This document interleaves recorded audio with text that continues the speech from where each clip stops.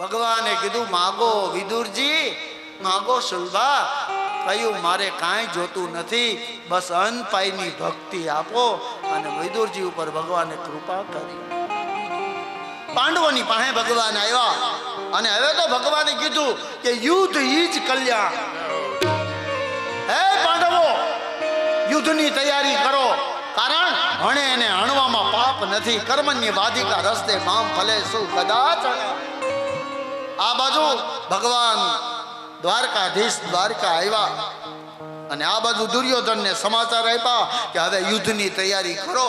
અને આ બાજુ અર્જુન, કુંતાજીએ કીધું અર્જુનને કે આપણે એકલા એકલા એની હારે કેમ યુદ્ધ કરશું? જો કૃષ્ણ સહકાર આપે તો આ યુદ્ધ શક્ય છે. એટલે દ્વારકાધીશના મંદિરે અર્જુનજી ગયા છે. દ્વારપાલોએ કીધું મહારાજ અત્યારે તો પ્રભુ સૂતા છે. ભગવાને કીધું જગાડવા નથી. અર્જુનજી ભગવાનના પગ હતા ને ત્યાં બેઠા, જાગે ત્યારે ચર્ચા કરશું. એમાં ઓલો દુર્યોધન આવ્યો. ક્યાં છે કૃષ્ણ? કહ્યું કે એ તો સૂતા છે. ઠીક છે, ભગવાનના માથા આગળ જઈને બેઠો. એમાં ભગવાન જાગ્યા, આંખ ખુલી, અર્જુનને જોયો, કારણ કે ઓલો તો માથે ઊભો હતો. પણ બે જણા હામાં આવ્યા, કીધું પ્રભુ અમે તમારી પાસે માગવા આવ્યા છે, અમે યુદ્ધ નક્કી કર્યું છે, માગો, શું જોઈએ તમારે? કૃષ્ણએ ચોખવટ કરી કે મારી પાસે બે વસ્તુ છે. એક મારી યક્ષોહિણી સેના, કરોડો હાથી, કરોડો ઘોડા અને કરોડો સૈન્ય, અને એક બાજુ હું એકલો. અને હું જેના પક્ષમાં આવું, ચોખવટ કરી ભગવાને, તો યાદ રાખજો કે હું હથિયાર ઉપાડતોય નથી. દુર્યોધને કીધું કે એ મારા ભાગમાં આવશે તો હું કરશું? હથિયાર એ ઉપાડતા નથી. દુર્યોધને કીધું મહારાજ મોટો હું છું તો અધિકાર પેલો મારો હોય. માગો દુર્યોધન. કહ્યું મને તમારી 180 સેના આપો. અને ભગવાનના અર્જુનના પક્ષમાં દ્વારકાધીશ આવ્યા. દુર્યોધન તો જતો રહ્યો. આ બાજુ અર્જુનને ભગવાને કીધું કેલા તારા પક્ષમાં હું આવ્યો, પણ હું તને શું કરી દઈશ? મારે તો નિયમ છે કે હથિયારે ઉપાડતો નથી. અર્જુને કીધું મહારાજ તમને રથ હકાલતા આવડે? કૃષ્ણ કે હા.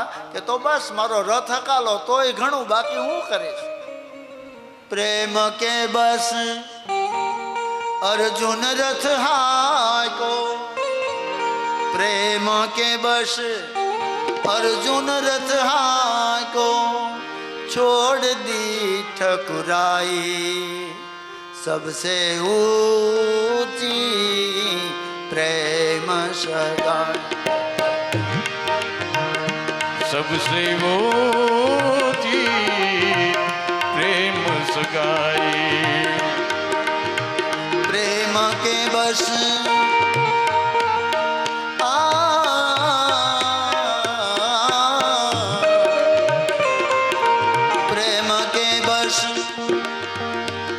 अर्जुन रथ हाको, छोड़ दी ठकुराई सबसे ऊंची। प्रेम ने वश भगवान થઈ જાય। અર્જુનનો રથ ભગવાને હાકાલવાનું કહ્યું અને કહેવાય છે મેદાન નક્કી કર્યું। આજ પણ ઈ મેદાન તમે દિલ્હીથી 75 કિલોમીટર આગળ જાઓ ને, કુરુક્ષેત્ર નામનું મેદાન આજ પણ છે અને આજ પણ એની જમીન લાલ કલરની છે। બાપ દયાહીન જગ્યા પસંદ કરવામાં આવી। અરે બાપ દીકરાને મારતા દયા ન ખાય અને દીકરો બાપને મારવામાં દયા ન ખાય, આવી દયાહીન જગ્યાને પસંદ કરવામાં આવી। અને કહેવાય છે એક બાજુ કૌરવો અને એક બાજુ પાંડવો, અને ભગવાન અર્જુનનો રથ ચલાવે છે અને ચલાવતા ચલાવતા આગળ વધ્યા ને બરોબર મેદાન આવ્યું અને અર્જુને કીધું દ્વારકાધીશ કે હા કે બસ રથ પાછો વાળો। કેમ? કે અમારે યુદ્ધ નથી કરવું। ભગવાનને વિચાર આવ્યો તો તારે મને પેલા કહેવાય ને. હવે તો મેદાનમાં આવી ગયા અને હવે જો અહીંથી આપણે પાછા વળીએ તો આપને કૌરવો કાયર કહેશે અને કાયર પણ મને નહીં ગમે. હે અર્જુન, હા દ્વારકાધીશ, મારે આ યુદ્ધ નથી કરવું. કારણ જો સામે મારા બાપ સમાન ભીષ્મ પિતા, એને હું કોઈ દી બાણ મારી શકું? સામે જો મારા ગુરુ દ્રોણ, કૃપાચાર્ય, એની ઉપર હું હથિયાર ન ઉપાડું? અરે મારા ભાઈઓ સમાન દુર્યોધન જેવા હામાં ઊભા છે, આને હું નહીં મારી શકું? અને આ લોકોને મારીને મારે આવી હસ્તિનાપુર જોતી નથી. ભગવાન ઊભા થઈ ગયા હો રથમાં. અર્જુન, આ મારું, આ મેં કર્યું. અરે કરતલ તુજો કોઈ જેને જેને તું તારા તારા કેસ ને, જેથી દ્રૌપદીના ચીર ખેંચાણા ને તેથી આ તારા બધા એક શબ્દ ઊભા નહોતા થયા બોલવા માટે.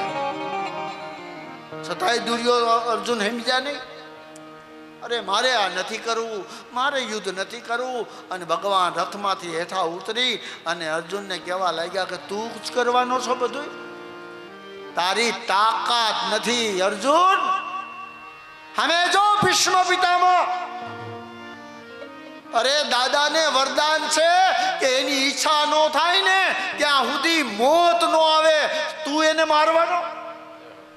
અરે અમે જો કર્ણ કવચ કુંડળ પહેર્યા હોય, તાકાત છે કોઈની કર્ણને મારે? અરે અમે જો દુર્યોધન આખો લોખંડનો છે, તાકાત છે તું એને મારી શકવાનો? આ હું કરું ના મેં કર્યું? હે અર્જુન, મને જો. અને ભગવાને ઝાડ ઝાડ ઝાડ ઝાડ ઝાડ વિરાટ રૂપ ધારણ કર્યું અને યોગેશ્વર રૂપ ધારણ કર્યું ભગવાને. હે અર્જુન, આમાંથી એકઈને તું મારી નહીં શકે, પણ હું ધારું ને તો મારી મુઠ્ઠીમાં પકડીને એનો કોળિયો કરીને હું એકલો ખાઈ જાઉં. હે અર્જુન, ત્યારે ભગવાનના પગમાં અર્જુન પડ્યા છે, મને ક્ષમા કરો રાકેશ. હે દ્વારકેશ, હે માધવ, હે કેશવ. પછી તો ભગવાને અહીંયા 700 શ્લોકની ગીતાનું જ્ઞાન આપ્યું છે. ધર્મ કેને કહેવાય, અધર્મ કોને કહેવાય? કર્મણ્યવાધિકા રસ્તે મામ ફલેસુ કદાચન, કર્મની ગતિ ન્યારી બતાવી. ભાવ કર્મયોગી બન્યા અર્જુન અને યુદ્ધની અંદર રહ્યા, તૈયારી મંડી થવા. ભગવાને નિયમ બનાવ્યા કે તલવાર વાળો તલવાર વાળા જ લડે. હાથી ઉપર બેઠો હોય હાથી ઉપર બેઠો હોય એની હારે જ લડે. ઘોડા ઉપર બેઠો હોય ઘોડાવાળા હારે જ લડે. નીચે બેઠો હોય નીચે જ લડ્યા કરે. કોઈનું હથિયાર પડી જાય તો મારવાનો નહીં, આવા નિયમ હતા. અને યુદ્ધ ક્યારે ચાલુ થાય? ભગવાન શંખ વગાડે ને ત્યારે યુદ્ધ ચાલુ થાય અને સાંજ પડે ને સૂર્યાસ્ત થાય ને એટલે યુદ્ધ વિરામ થાય. અને પછી રાત્રે કોઈએ દુશ્મની રાખવાની નહીં, એકાબીજાની રાવટીમાં આવું જાવું બધું. પણ દિવસના કોઈએ આવા નિયમ બનાવ્યા. કર્મણ્યવાધિકા રસ્તે મામ ફલેસુ કદાચન, મારો મારોના નાદ થવા લાગ્યા. અને કહેવાય છે કે પાંડવોમાં કોઈનો વાળ વાકો થતો નથી. એમાં શકુની આવ્યા. દુર્યોધન, હા મામા, કે પાંડવોમાં કેમ કોઈ મરતું નથી? દુર્યોધને કીધું કેમ કેમ ખબર પડે? અરે દુર્યોધન, તારી આંખ ઉગાડવા આવ્યો છું. તારા પક્ષમાં કર્ણ જેવા, શાલ્વ જેવા, અરે સેનાપતિ પદમાં જે અત્યારે છે ભીષ્મ દાદો, ઈચ્છા નો થાય ત્યાં સુધી મરે નહીં. ઈ ધારે ને તો પાંડવો હાંજ નો ભાડે, પણ દાદાને મારવા નથી. હે દુર્યોધન, નહીતર આજ 5 દી થઈ ગયા. અને દુર્યોધનના મગજમાં બેસી ગયો, મામા, હા ભાણા, ભીષ્મને મારવા નથી, કારણ કે એને પાંડવો વાલા છે. અને કહેવાય છે ઘોડાની હણહણાટી બોલાવતો બોલાવતો દુર્યોધન રથ લઈને ભીષ્મની સામે આવ્યો અને ભીષ્મ દાદાને કીધું, દાદા બોલ દુર્યોધન કે કેમ પાંડવોમાં કોઈ મરતું નથી? દાદાએ કીધું બેટા ધર્મ યુદ્ધ કરું છું, નથી મરતા એ તો પછીની વાત છે. ત્યારે દુર્યોધને કીધું કે દાદા એમ કયો ને કે તમારે મારવા નથી ને દાદાના રૂવાડા ઉભા થઈ ગયા. અરે અર્જુન તમને બહુ વાલો છે એટલે તમારે એને મારવો નથી. બાકી ભીષ્મ ધારે ને તો પાંડવો હાંજ ન પાડે, પણ મારું ખાઈને મારું જ બગાડવા બેઠા. અને ભીષ્મ દાદાને રૂવાડે રૂવાડે ક્રોધ આવ્યો અને ધણાણ કરતા નીચે ઉતરી ગયા. ધરતી મંડી ધ્રુજવા, એ દુર્યોધન તારું ખાધું ને એટલે તો તારા પક્ષમાં છું. હું તો ધર્મ યુદ્ધ કરું છું, પણ તને એમ છે ને કે મારવા છે છતાંય મરતા નથી. તો જા, આજ હું પ્રતિજ્ઞા લઉં છું કે આવતીકાલે કા અર્જુન નહીં ને કા હું નહીં જા. પ્રતિજ્ઞા લેવાની હો ભાઈ. મેદાનમાં સન્નાટો થઈ ગયો અને હાંજ પડીને બધાય રાવટીમાં જતા રહ્યા અને કૌરવો રાજી થઈ ગયા કે આવતીકાલે અર્જુન મરાવાનો. કારણ કે દાદા તો મરવાના જ નથી. રાવટીમાં બધાએ બેઠા છે. પાંડવો માં કુંતાઈ ચિંતા કરે છે. એમાં રાતના 12 વાગ્યા ને એટલે દ્વારકાધીશ જાગ્યા. અરે આવતીકાલે ભીષ્મ અર્જુનને મારશે. એટલે અર્જુનને નીંદર નહીં આવતી હોય એટલે કૃષ્ણ રાવટી આવ્યા અર્જુનને જોવા. તો અર્જુન આંખું બંધ કરી સૂતા હતા. એટલે ભગવાનને એમ થયું ખોટું ખોટું આંખ બંધ કરીને સૂતો હોય છે. જેને માથે મોતના નગારા વાગતા હોય એને થોડી ઊંઘ આવે. એટલે ભગવાન અંદર જઈ અને છાતી ઉપર હાથ રાખ્યો ને તો નસકોરા બોલાવતો હતો. એટલે ભગવાને ફડાકો મારીને અર્જુનને જગાડ્યો. તો અર્જુન જાગ્યા. હા દ્વારકાધીશ અત્યારે મને જગાડ્યો કે સૂતો છો કેમ? કે તો શું કરું? અરે આવતીકાલે ભીષ્મ તને મારવાના છે અને તને ઊંઘ છે નહીં આવે, તને કાંઈ ચિંતા નથી. ત્યારે અર્જુન બોલ્યો, અખિલ બ્રહ્માંડનો અધિપતિ રાતના 12 વાગ્યા સુધી જાગતો હોય તો મારે હુઈ જવાનું હોય. તમે જો મારા માટે 12 વાગ્યા સુધી જાગતા હો ને તો હે માધવ મારે હુઈ જવાનું હોય. અને રાતોરાત ભગવાને યુક્તિ ઘડી હો અને ભીષ્મને મારવા માટે ઓલા શિખંડીને બોલાવ્યો. નહીં પુરુષ નહીં સ્ત્રી. આ શિખંડી કોણ? તો કે પૂર્વ જન્મની અંબાલિકા નામની દાસી. એને પ્રતિજ્ઞા લીધી હતી કે ભીષ્મ તમે મારું હરણ કરીને તો લઈ આવ્યા પણ તમારા મોતનું કારણ હું જ બનવાની. અંબાલિકા તો કાંઈ ન કરી શકી પણ બીજા જન્મે શિખંડી બન્યા. એ અર્જુન ભગવાન કૃષ્ણને ખબર હતી. શિખંડીને બોલાયો. શિખંડી બોલો પ્રભુ કે તારી ઈચ્છા પૂરી કરી દો.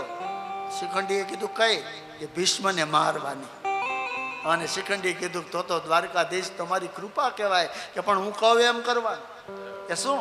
કે આવતીકાલના યુદ્ધમાં ભીષ્મ જ્યારે અર્જુનને મારવા જાય ને ત્યારે તારે ખાલી આવીને ઊભું રહી જવાનું, બાકી બધું મારે કરવાનું. કારણ કે ભીષ્મ હતા ને એ શિખંડી ઉપર તો વાર ન જ કરે. અને યુદ્ધ થયું પ્રારંભ. મારો મારોના નાદ થવા લાગ્યા અને ઘોડાની હણહણાટી બોલાવતા બોલાવતા દ્વારકાધીશ ભીષ્મની સામે આવ્યા. એ અર્જુન બાણ છોડ! એક એક બાણ અર્જુન છોડે છે. અને ભીષ્મ જ્યારે છોડે ને ત્યારે શિખંડી આવી જાય. એમ કરતા કરતા અર્જુને એટલા બાણ માર્યા ને કે હે ભીષ્મની છાતી ચારણી જેવી કરી. બાણની સયા ઉપર ભગવાન નીચે ભીષ્મ દાદા સૂતા છે અને કહેવાય છે સન્નાટો મચાઈ ગયો. કૌરવો દોડતા દોડતા આવ્યા કે અર્જુને તો ભીષ્મ દાદાને એટલા બાણ માર્યા છે ને બાણ ઉપર દાદા સૂતા છે. કૌરવો આવી ગયા, પાંડવો આવી ગયા અને કીધું દાદા પ્રણામ. ભગવાન કૃષ્ણ પણ અહીં ઊભા છે. ભીષ્મએ કૃષ્ણ સામું જોયા અને દાંત કાઢ્યા. હો દાદાએ, વાહ કપટી!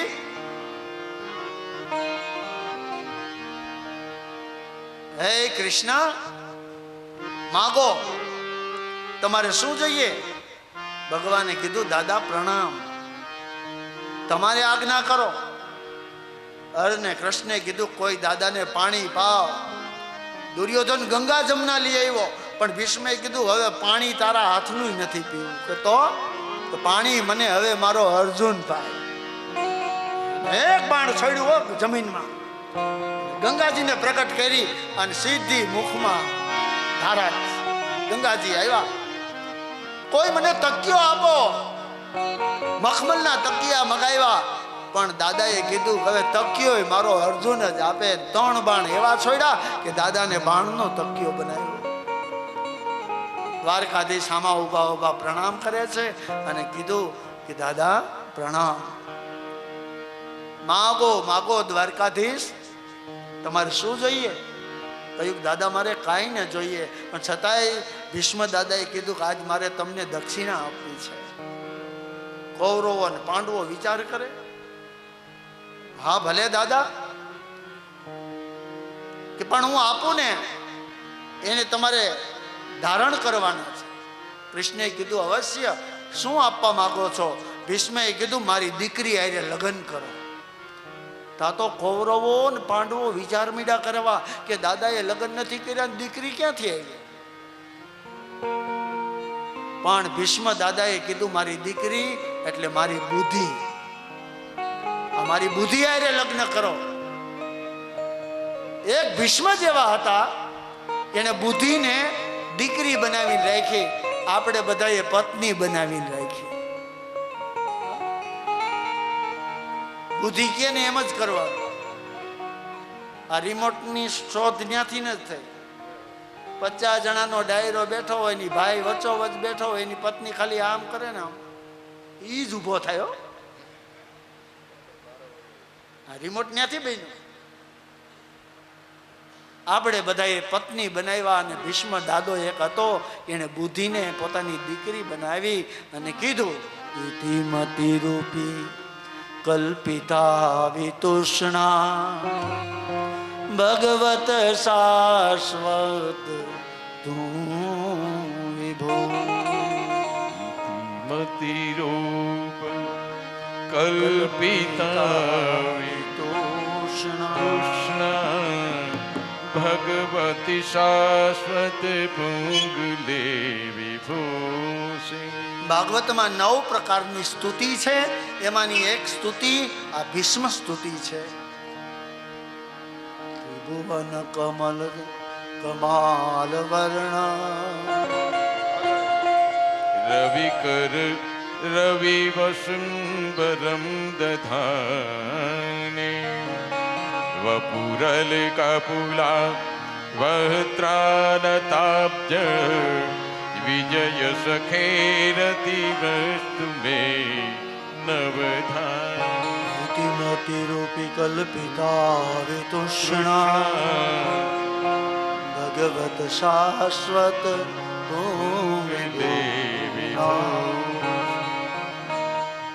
ભગવાને બુદ્ધિ નામની દીકરીને ધારણ કરી. આવી બુદ્ધિ તો કૃષ્ણ 16,108 ધારણ કરશે. આગળ કથા આવશે. ભગવાન ભીષ્મ બાણની છયા ઉપર અને પ્રાણને ટકાવ્યા દાદાએ. મકરના સૂર્ય ન થાય ત્યાં સુધી એને પ્રાણ ટકાવ્યા અને એક બાજુ યુદ્ધનો પ્રારંભ. પછી તો યુદ્ધની અંદર ભગવાને એવી કપટ લીલાઓ કરી કે કર્ણ મરાણો, ગુરુ દ્રોણ જેવાનો અક્ષય થવા લાગ્યો, અશ્વસ્થામા જેવાને માર મારવામાં આવ્યો અને અંતમાં દુર્યોધને કીધું કે પાંડવોને કોઈ પાણી પવા વાળો ન રહેવો જોઈએ. મહાભારતની કથા 7 અધ્યાયમાં છે, પણ વિસ્તારથી લઈએ તો બેનો ઓછામાં ઓછો 3 દી તો જોઈએ જ. બાપ ઓતરાના ગર્ભમાં બાળક છે. આ ઓતરા કોણ? અર્જુનના દીકરા અભિમન્યુ અને અભિમન્યુની પત્ની.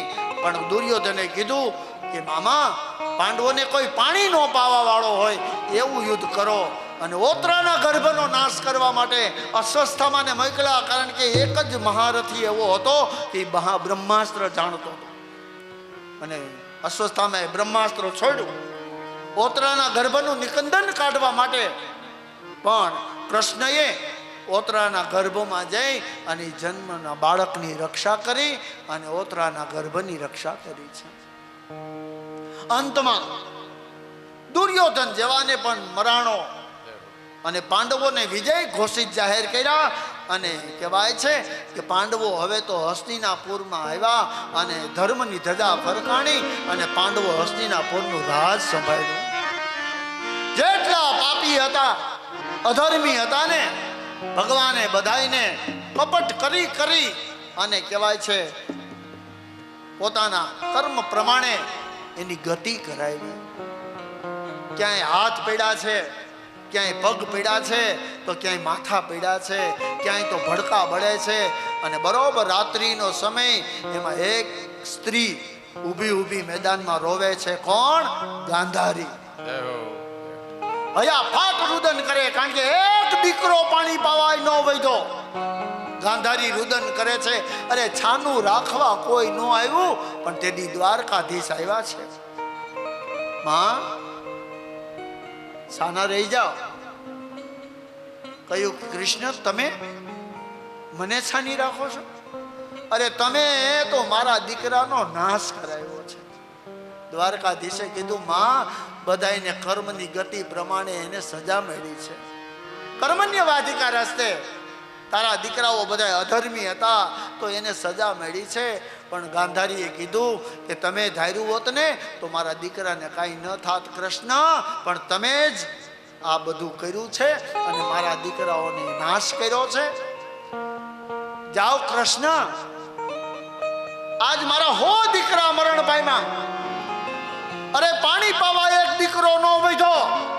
મારો તમને શ્રાપ છે કે તમારે એક એક પત્નીને 10 દીકરા હશે પણ તમને કોઈ પાણી નહીં પાય.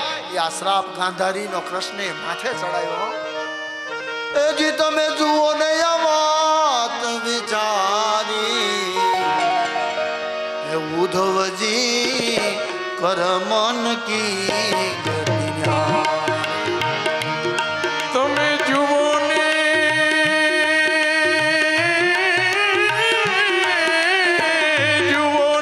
આ વાત વિચારી, ઉદ્ધવજી કરમન કી ગત ન્યારી, ન્યારી કરમન કી ગત નિર્મલ નિર્કાળ નાના સરોવર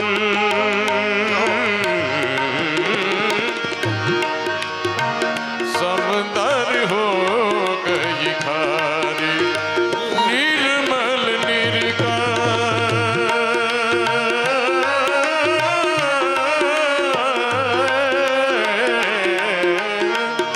नाना सरोवर समंदर हो गई खारी, औधवती आमदर हो गई. केम के बगले को बहु रूप दिया है,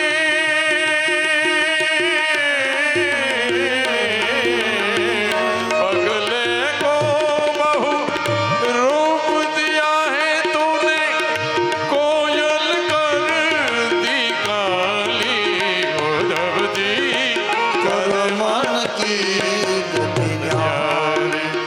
उद्धवजी करमन की गत न्याय.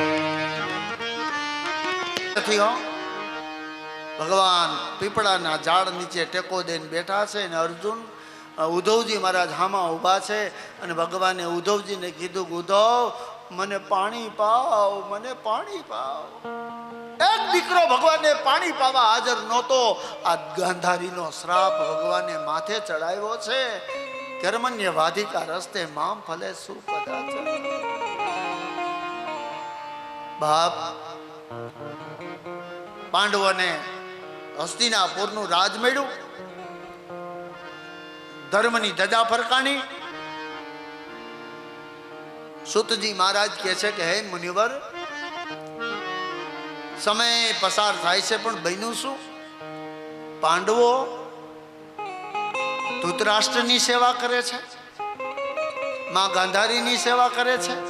જોજો એને દુશ્મની ન રાખી. ભલે દુશ્મન ના હતા પણ છતાંય માવતર સમજી અને માં કુંતાએ જેઠાણી સમજી અને ગાંધારીની સેવા કરી છે. ધૃતરાષ્ટ્રને પોતાના બાપ સમાન જેઠ સમજી અને સેવા કરીને સેવા કરવામાં કુંતાજીએ બાકી ન રાખી. જ્યારે રાજ તિલક અપાણું ને ધર્મરાજને, ત્યારે પુરોહિતે કીધું કે ધર્મરાજ, તમને રાજગાદીએ બેસાડવામાં આવે છે અને રાજ તિલક કરવામાં આવે છે.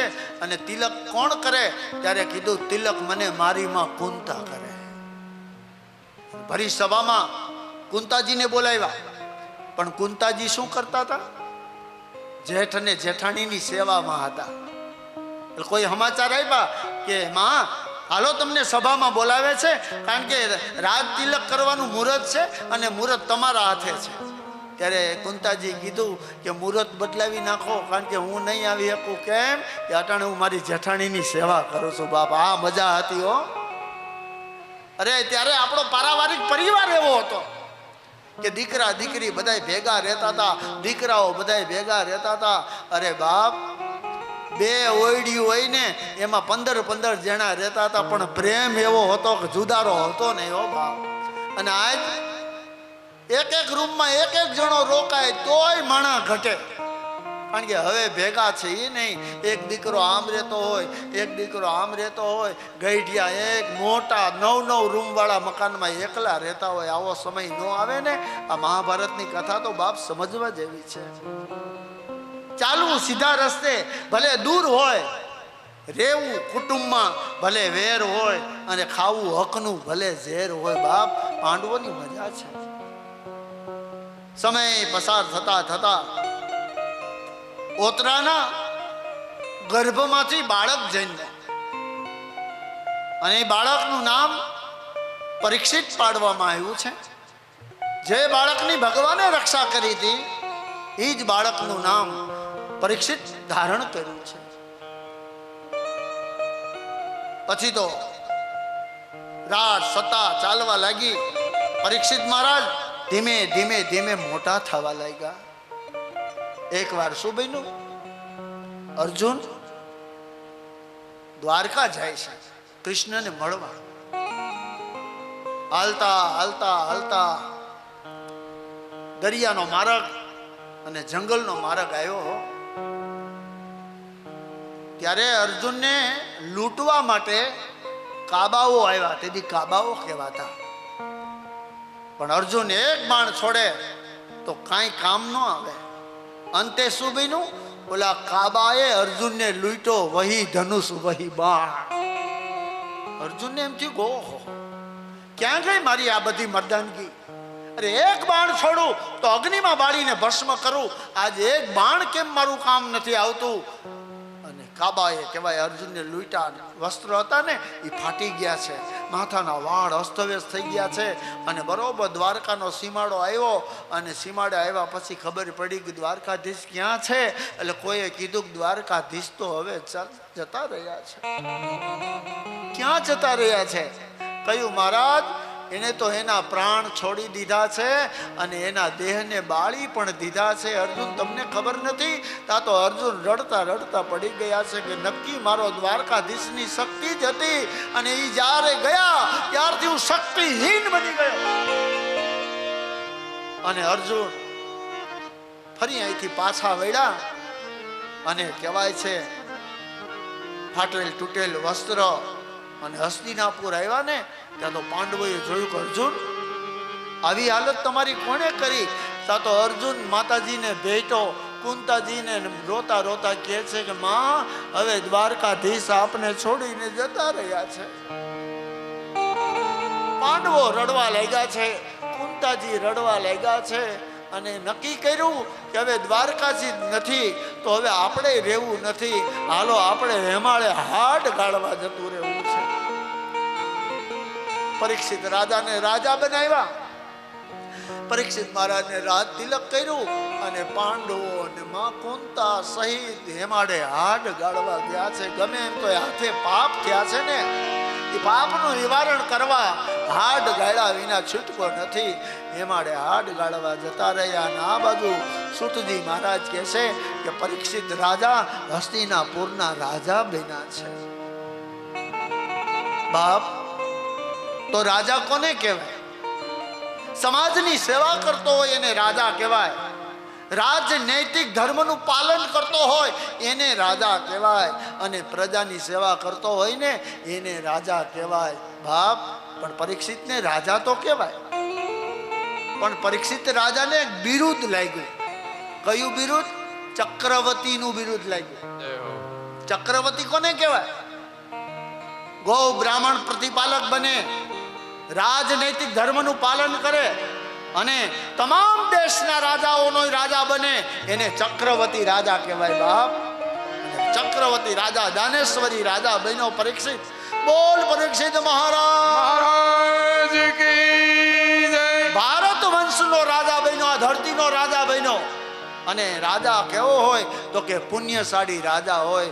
પણ રાજા રે કુડા જેની પરજા કુડી. અરે જેનો રાજા જો ધર્મને જાણનારો હોય તો એની પ્રજા ધર્મને જાણનારી જ હોય.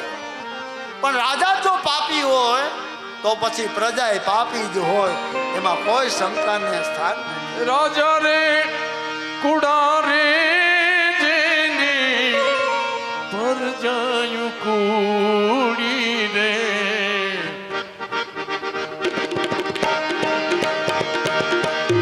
એવા કુડા રે ગળી ચૂકના રે મેહુલા. ઓ ધીરે શાયર જળ ભર્યા એ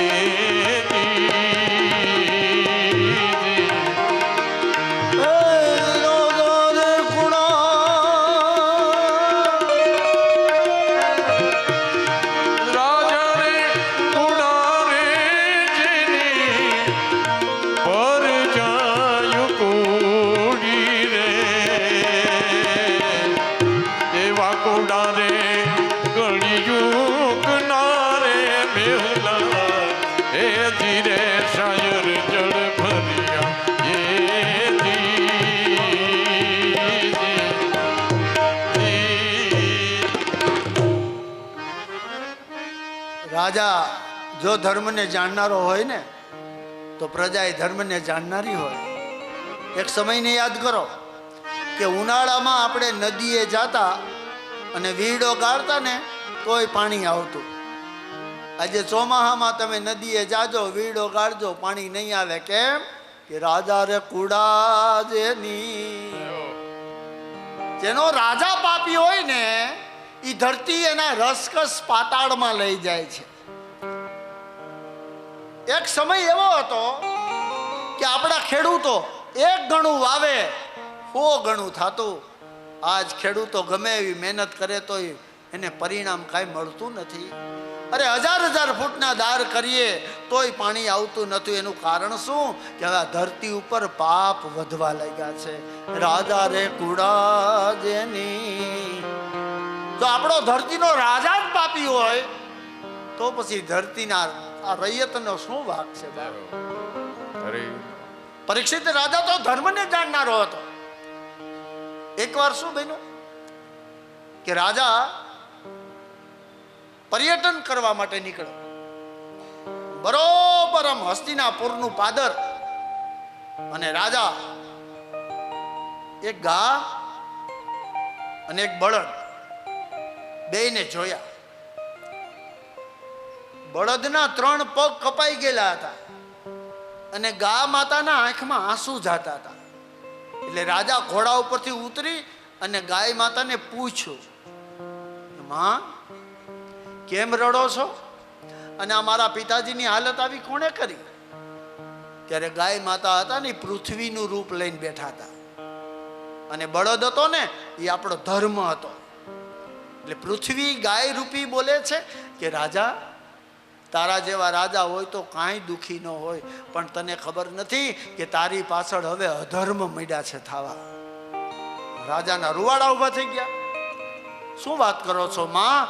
હા બેટા, તને નથી ખબર કે તારી પાછળ અહીંયા પાપ થવા લાગ્યા છે. અરે જો આ મારા પતિના 3 પગ કપાઈ ગયા છે. રાજાએ કીધું કોણે કાપ્યા છે? ત્યારે ગાય માતાએ કીધું કે અમારી બાજુમાં ઊભો નહીં માણસે કાપ્યા છે. જ્યાં પરીક્ષા ઊંચું જોયું ત્યાં તો કાળો કાળો વિકળાળ હાથમાં ખડગ લઈને ઉભેલો. કોણ છો તું? કહ્યું કે મારું નામ કળિયુગ છે મહારાજ. ગાય માતાએ કીધું કે બેટા આ માણસ જ્યારથી આવ્યો ત્યારથી અમારી ઉપર અધર્મ કરે છે, ન કરવાના પાપ કરે છે, અમારા પતિના 3 પગ કાપી નાખ્યા છે. આ માણસે અમને બહુ દુઃખી કર્યા છે, પણ તને ખબર નથી. પણ પરીક્ષિત રાજાએ હાથમાં તલવાર ઉપાડી.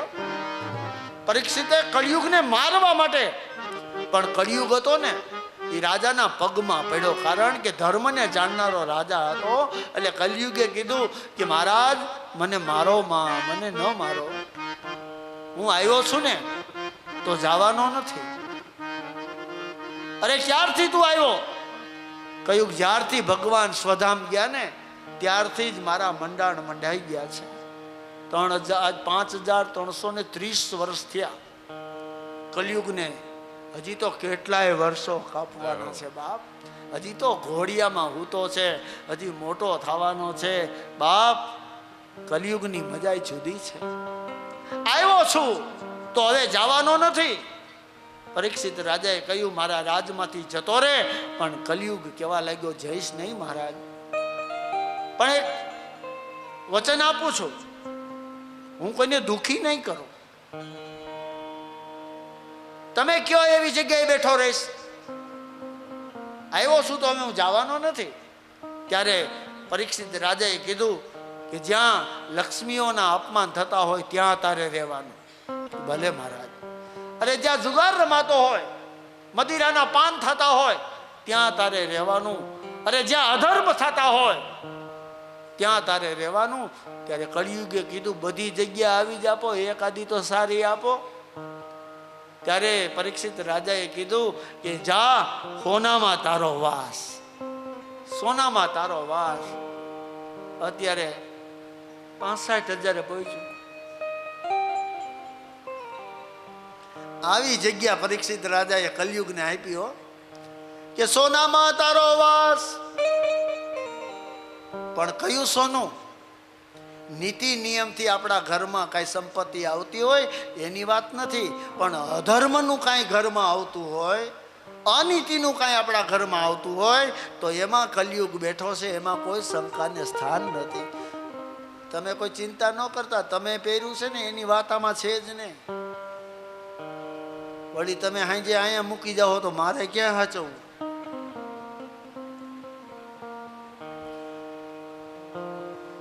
બાપ, કલયુગની મજા જુદી છે. 4 આસન આપ્યા પરીક્ષિત રાજાએ. એવા દેવાય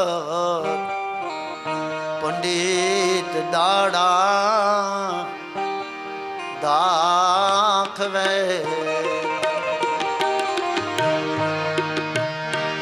એવા દેવાય પંડિત દાડા દાખવે. સુણો તમે દેવાલ દેનાર દેવાય પંડિત દાડા દાખવે. સુણો તમે દેવલ દેના દેવાય પંડિત દાડા દાખવે.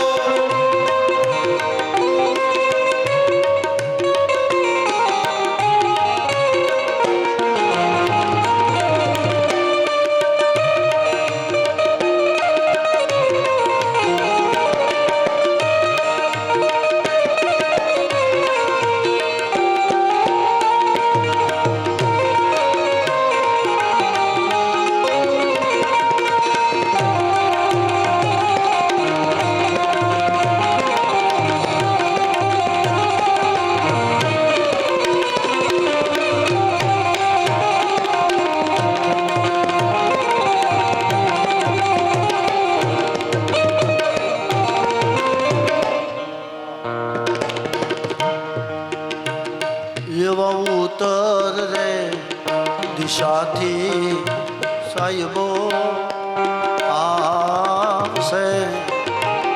એવો ઉત્તર રે દિશાથી સાહેબો આવશે ધીરે. ધરી કઈ ન કલંક અવતાર દેવાય પંડિત રાણા દાખવે. કલિયુગને 4 આસન આપ્યા અને પરીક્ષિત રાજા ગાયને અને બળદને ધર્મસ્થાન આપ્યા અને રાજમાં આવ્યા. તમે શિવજીના મંદિરે જાઓ ને, ત્યાં એક પોઠિયો બેઠો છે. તમે ક્યારેક એને આમ નિરાતે જોજો. પોઠિયો બેઠો છે ને, એના 3 પગ વાળેલા ને 1 પગ ઊભો હશે. શું કામ? કે કળિયુગ આવ્યા પછી આપણા 4 ધર્મ હતા ને, એમાંથી 3 ધર્મ નાશ થઈ ગયો. એક જ ધર્મ ઉપર ઊભા છે, હું ને તમે, હિન્દુ ધર્મ. ભગવાન શિવજી એટલે એને સામે બેહાડ્યો કે આવનારો જીવ બળદને જોવે તો એનો હિન્દુ ધર્મ ક્યારેય ન ભૂલે, એના માટે બેસાડ્યા છે. પણ ઓલો કળિયુગ ધીમે ધીમે ધીમે રાજમાં આવ્યો અને સોનાનો કોઠાર હતો ને, એમાં ઓલો કળિયુગ ગયો, કારણ કે સોનામાં બેસવાનું. પણ અનીતિનું હોય તો હવે હસ્તિનાપુરમાં એક અનીતિનો સોનાનો મુકુટ હતો, રત્ન જડિત. એમાં ઓલો કળિયુગ બેઠો. એકવાર પરીક્ષિત રાજા પોતાના કોઠાર જોવે છે કે મારા ગઈઢિયાઓએ, મારા વૃદ્ધોએ કેટલીક સંપત્તિ ભેગી કરી છે. એ સોનાના કોઠારમાં જ્યારે પરીક્ષિત મહારાજ પ્રવેશ કર્યો ને, ત્યારે સોનાનો મુકુટ જોયો. ઓહો, આવી બધી વસ્તુ મારા રાજમાં છે. સોનાનો મુકુટ ઉપાડી અને મસ્તકે ધારણ કર્યો ને, ઓલો કળિયુગ રાજાના માથે બેહી ગયો. અને કળિયુગ જ્યારે માથે બેસે ને, ત્યારે આપણી બુદ્ધિ ભ્રષ્ટ થઈ જાય છે. ધર્મનું આચરણ છોડી અને અધર્મના માર્ગે મંડી હાલવા. આ હાલવું નથી, પણ કળિયુગ મને તમને ત્યાં લઈ જાય છે.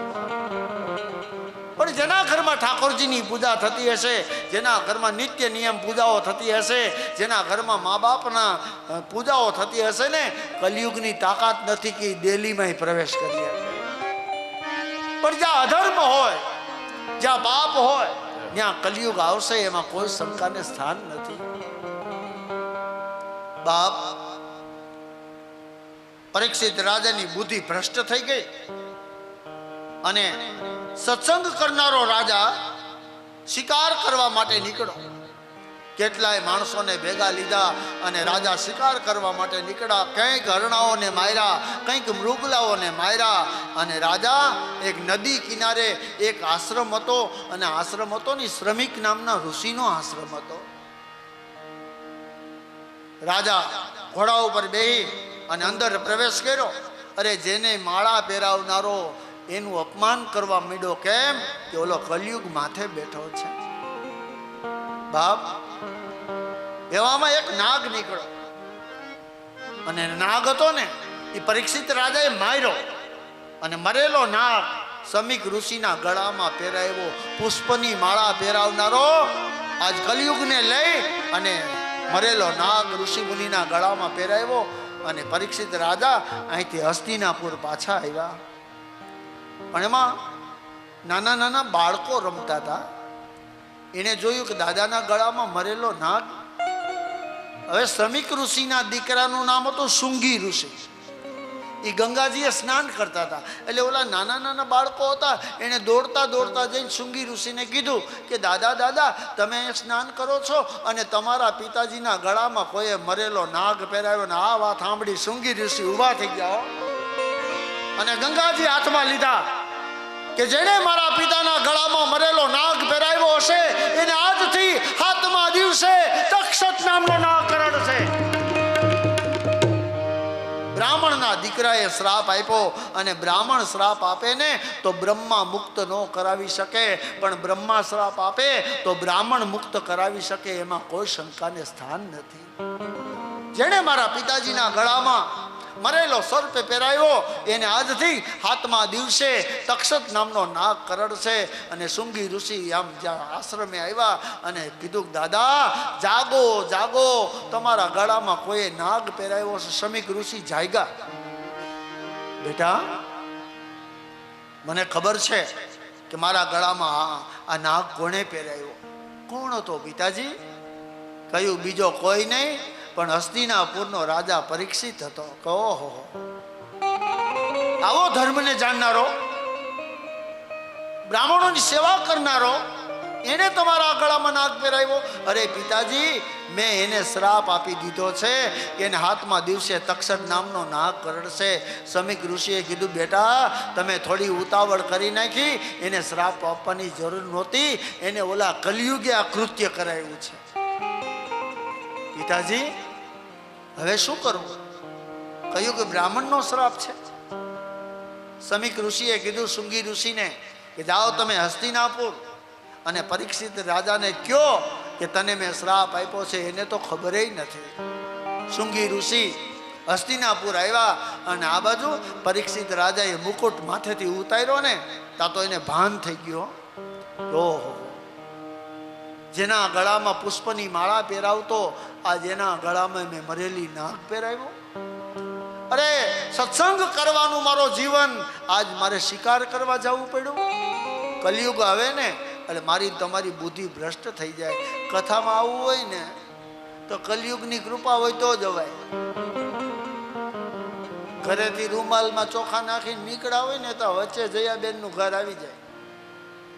એ જય શ્રી કૃષ્ણ કરીને બેહાઈ જાય. અહીંયા આરતી થાય ને તઈ પોકે.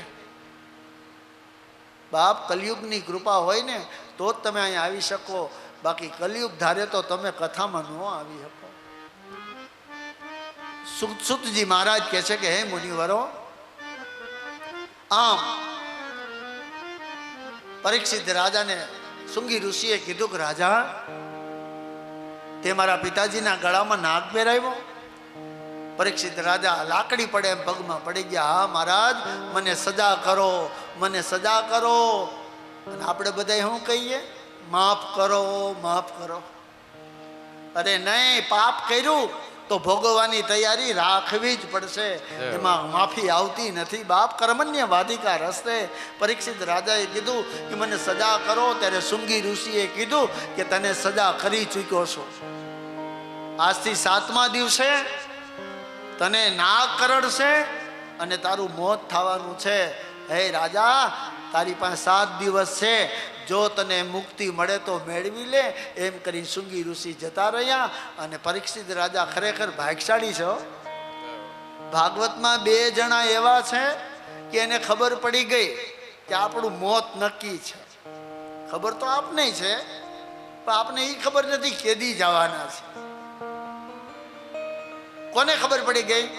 એક ઓલો કંસ કે દેવકીનો 8મો દીકરો મારશે, અને એક પરીક્ષિત રાજા એને ખબર પડી ગઈ કે 7મા દિવસે મરી જાઓ.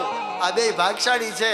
આપને ખબર તો છે કે 7 દિવસમાં જ મરશું, પણ શનિ રવિ શું નક્કી થયું છે, કઈ જગ્યા નક્કી થઈ છે એ આપને નથી ખબર. પરીક્ષિત રાજાએ દૃઢ નિર્ણય કર્યો કે મારી પાસે 7 દિવસ છે, તો હવે મારે આ રાજપાટનો ત્યાગ કરી દેવો છે અને મુક્તિ મેળવવા માટે જતું રહેવું. હસ્તિનાપુરનો ત્યાગ કરી અને પરીક્ષિત મહારાજ ગંગાજીને કિનારે આવ્યા. ત્યાં સનક, સનાતન, વાલ્મીક, વશિષ્ઠ, વિશ્વામિત્ર, જમદગ્નિ, વ્યાસજી બધાય બેઠા હતા. અને શુંગી ઋષિ પણ બેઠા હતા. અને કહ્યું કોઈ મને મુક્તિ અપાવો. પણ 7 દિવસમાં મોક્ષ કોણ અપાવે? 7 દિવસમાં મુક્તિ કોણ આપે?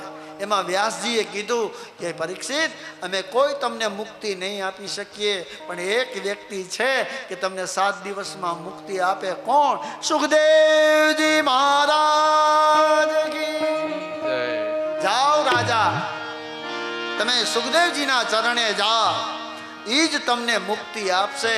પછી રાજા ગંગા કિનારે ચાલતા ચાલતા શુક્રતાલ નામનો ઘાટ આવ્યો અને એક ઓડલા નીચે સુખદેવજી મહારાજ બેઠા છે અને એના ચરણોમાં રાજા પડી ગયા કે મને મુક્તિ આપો.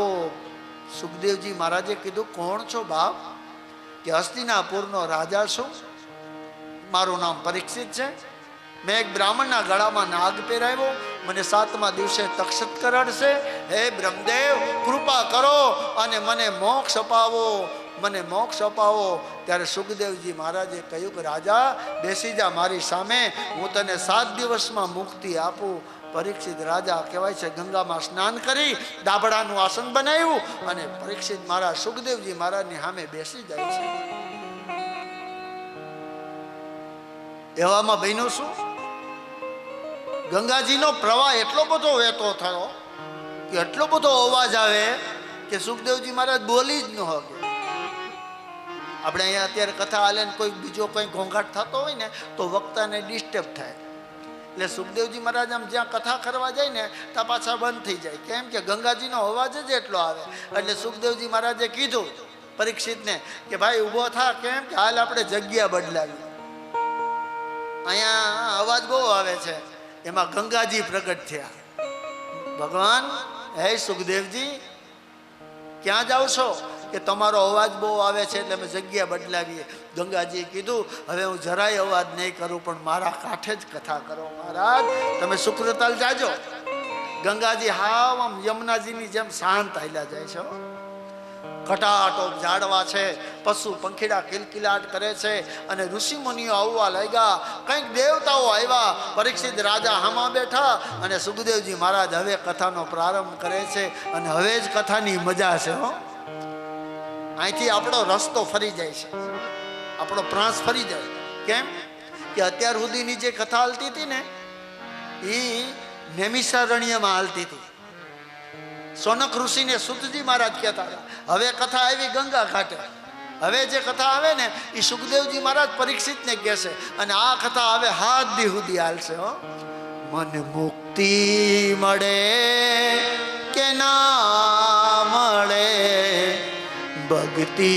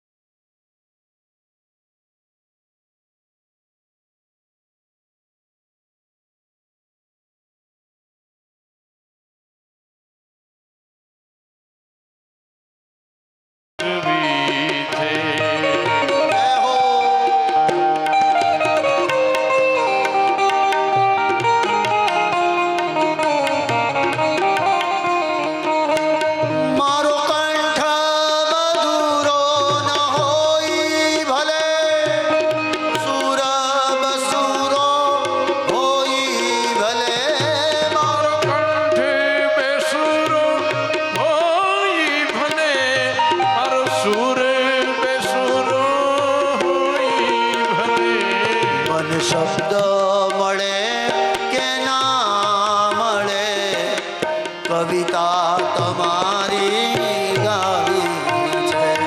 મને શબ્દો મળે કે ના મળે, મારે કવિતા તમારી કરવી છે. ભક્તિ મળે કે ના મળે, ભક્તિ તમારી કરવી છે. એ મને મુક્તિ મળે કે ના મળે, મારે ભક્તિ તમારી કરવી છે. મારી ભક્તિ તમારી કરવી છે મારે ભક્તિ તમારી કરવી.